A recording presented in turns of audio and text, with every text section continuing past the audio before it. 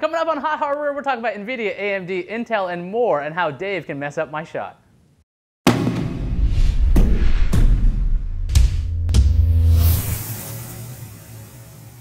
Hello, welcome to Hot Hardware, where we talk about the hottest tech. I'm Ayaz Akhtar, along with Dave Altavilla and Marco Chiappetta.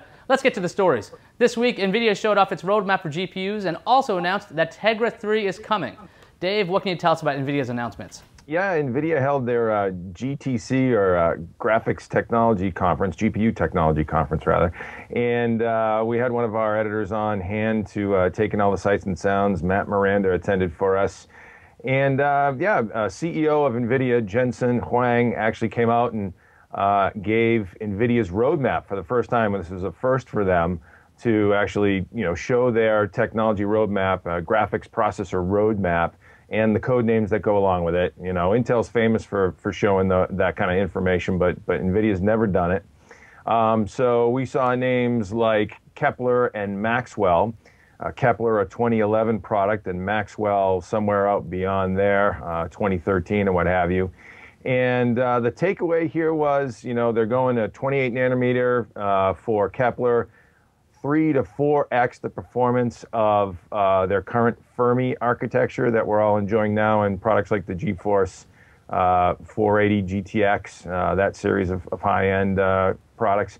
And so, 3 to 4 times the processing power there in graphics, and then the follow-on Maxwell could be as much as 4x beyond that, or 16 times their Tesla product, which came out in 2007. So, a little bit of chest thumping, if you will, from fearless leader at Nvidia. But it was nice to see the plans laid out for all the press to dig their teeth into. Now, what about the Tegra? They said they were going to have a new version of Tegra every year. As far as I'm concerned, nobody seems to use Tegra. Does this even matter?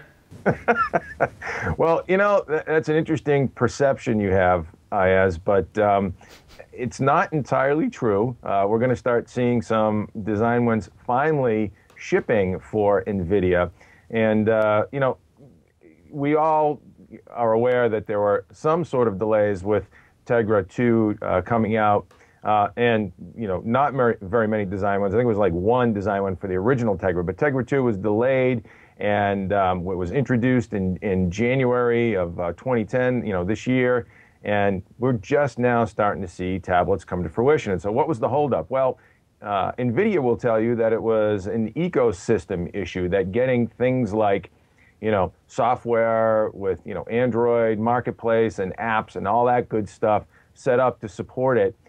Carriers, in the case of cellular providers, what have you, it took a while to get that whole solution and package put together. That makes sense. I mean, let's face it. One thing Apple had an advantage in with the iPad was that they already had the iPhone and its entire ecosystem well established. So that makes sense. But we've also heard scuttlebutt from manufacturers that there were some delays in Tegra 2 on the manufacturing side and performance side. So long story short, we're starting to see them now. You saw some tablets we talked about last week from ViewSonic, which looked pretty impressive.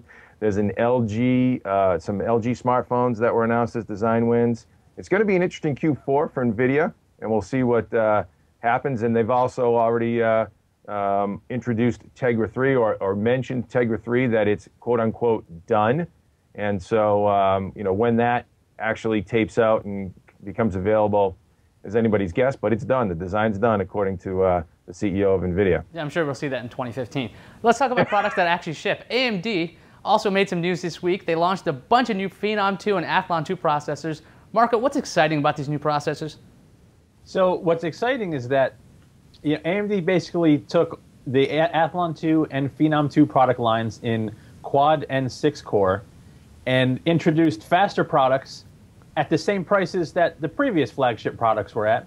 So you're basically getting more performance for your money, with the exception of the Phenom 2 X6 1075T. That's a little slower than their high end, but it's a $248 6-core processor. I mean, you can base an entire system around that chip for less than one of Intel's 6-core processors. It's really cool. Now, I know you guys ran a bunch of tests. How did they perform? They actually performed really well. I have one of the chips right here. They all look the same, so I'm only going to hold up one. Generally speaking, the Phenom 2 X4 970 Black Edition that we tested, that's a 3.5 gigahertz quad core, AMD's fastest quad core by far. Well, not by far. It's 100 megahertz faster than the previous one, but a 3.5 gigahertz quad core. Fastest across the board versus all of AMD's previous quad cores. Fastest single thread performance as well because it's clocked so high. You had the Athlon 2 X4 645. It's also an inexpensive quad core. The price on the street is going to approach $100 for a 3.3 gigahertz quad core. Performed very well. Obviously beat the previous gen because it's clocked higher. And the 1075T was a notch behind the company's high-end 1090T. But I mean, for $248 to get that kind of performance, I'm not going to knock that at all. How does it compare to Intel's lineup? I mean, for a while, AMD was really pushing Intel to create new stuff, and now Intel kind of took over again. Are these going to actually put AMD back into leadership positions? No. So, at the lower price points, AMD stuff is very competitive. If you want to talk strictly at the top, Intel's fastest quad core is faster than AMD's 6-core. And Intel's 6 cores are simply, in another class. But you pay for that. I love Intel's high-end processors. They're fantastic. I'm running 2 of them in my rig right now. But for general consumers, you'd have to spend, $800 just on Intel's entry level, if you can call it that, 6-core, where you can get a whole 6-core AMD rig for about that price. So Marco, I'll jump in here. What if you took a competitive $250 Intel chip, whether it be quad core or what have you, and compared it to this chip from a performance standpoint? So performance per dollar. So performance per dollar, you're going to see, AMD win here, Intel win there. But, look into the future. If I was spending my money today, I would buy the 6-core processor over the quad core just to have more cores and, maybe make an attempt at future-proofing and having better multi-thread performance forward, looking to the future. Now, speaking of Intel, Intel's testing out a new kind of processor. These processors would be artificially speed limited. But if you pay Intel some extra money, guess what? Your processors become instantly faster.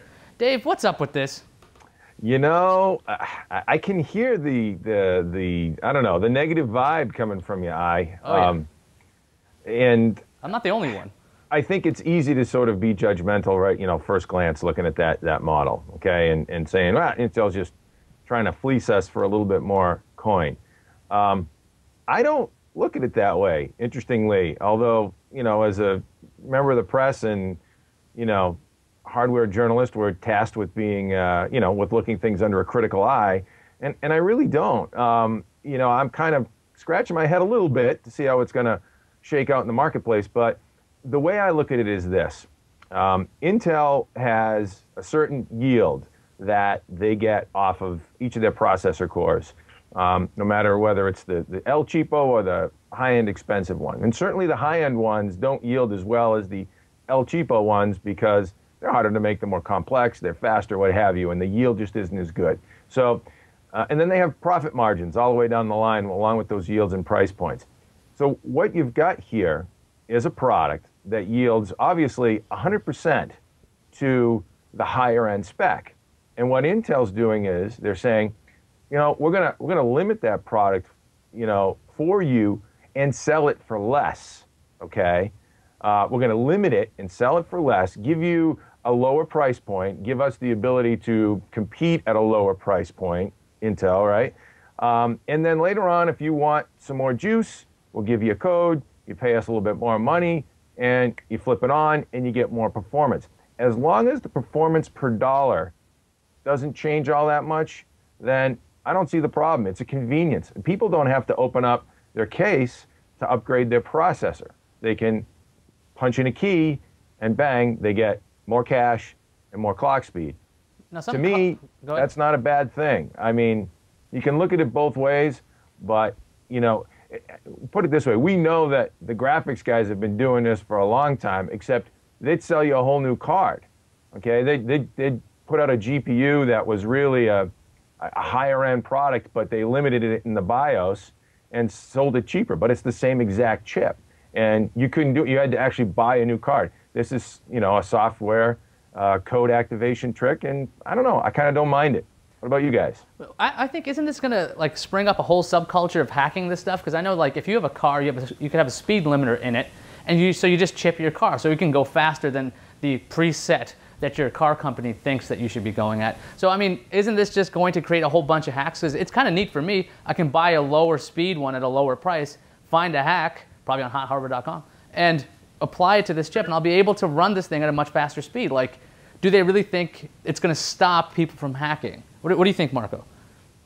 I was thinking exactly like you. I'm interested to see what the modding and tweaking potential is here, because it's kind of just a test right now for Intel. It's not like it's going to happen across the line.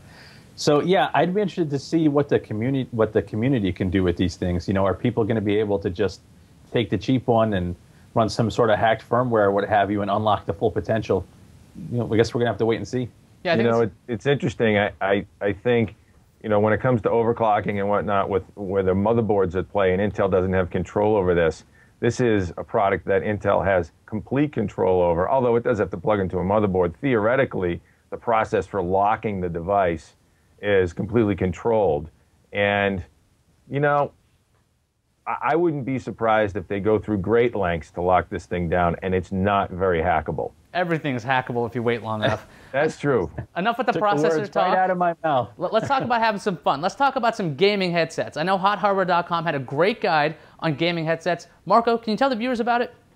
Yes. First, kudos to our man Mike Lynn. Fantastic article. Yeah, baby. You might not hear a headphone roundup or get excited, but he did a fantastic job. Explains all the terminology. So even if you're not interested in any of the headsets or headphones we cover in the article, you'll learn a lot and know what to look out for shopping for other stuff. But yeah, Mike covered gaming headphones, gaming headsets, you know, and a few products from Creative, Razer, Sennheiser, and contrasted their performance versus each other and explained, you know, the pros and cons. I found it very interesting, you know, proofreading and editing the article. I actually learned a lot from it. All right, I think it's time for a reader question. This one is from High Tech. What is the best dual processor motherboard, and do you have any articles about it? So I'll field this one. Okay. So it really depends on what you're going to do. Dual processor boards are, there's a wide range of offerings. If you want something that's just basic for a server, it's different than what maybe I'm going to recommend as an enthusiast. But I really like the EVGA classified SR2. It's based on the Intel 5520 chipset, supports dual Xeon processors, socket 1366. It's loaded with X16 PCI Express expansion slots, basically all of the features that an extreme enthusiast would want. Kick-ass board, I'm running it in my rig right now, does everything, but you have to pay to play. It's like an $800 motherboard. All right, that's good to know. And there's an article up on HotHardware.com about that, I think, and we'll have the link in the show notes. It's a beast. Is it that time already? Yep. Giveaway time. Yeah, Dave, baby. Tell us about the CyberPower and Hot Hardware Back to School Blitz sweepstakes, please. This one's a quickie. It goes to the end of September. It's like, you know, next week. And so act fast. Hit our CyberPower and HH Back to School Blitz sweepstake page for all the details. We are giving away a CyberPower Fang Evo Viper. Man, talk about a name, huh? System. Built on an ASA Hurricane 2000 gaming chassis, Intel Core i7-950 at 3 gigahertz, Asetek 570, liquid cooling, 24x DVD, flash card reader, terabyte hard drive, 6 gig of RAM, gigabyte x58 motherboard. I mean, the thing is stuffed. Actually, Nvidia GTX 460 graphics card, 800 watt power supply. Badass gaming rig, and it's going to be somebody's. You got to join our Facebook page and CyberPower's Facebook page, or fan them, and a couple other bells and whistles to jump through and ring, but easy enough to get in and happening quickly. It's definitely well worth it. I mean, that's a serious beast of a machine. And you're getting it for like doing very little work. By the way, you can find Hot Hardware around the web at twitter.com/HotHardware, facebook.com/HotHardware, and dig.com/HotHardware. Or you can just go totally old school and actually go directly to HotHardware.com, where you can find everything we talked about and more. Thanks, Dave and Marco. I'm Ayaz Akhtar, and thank you for watching.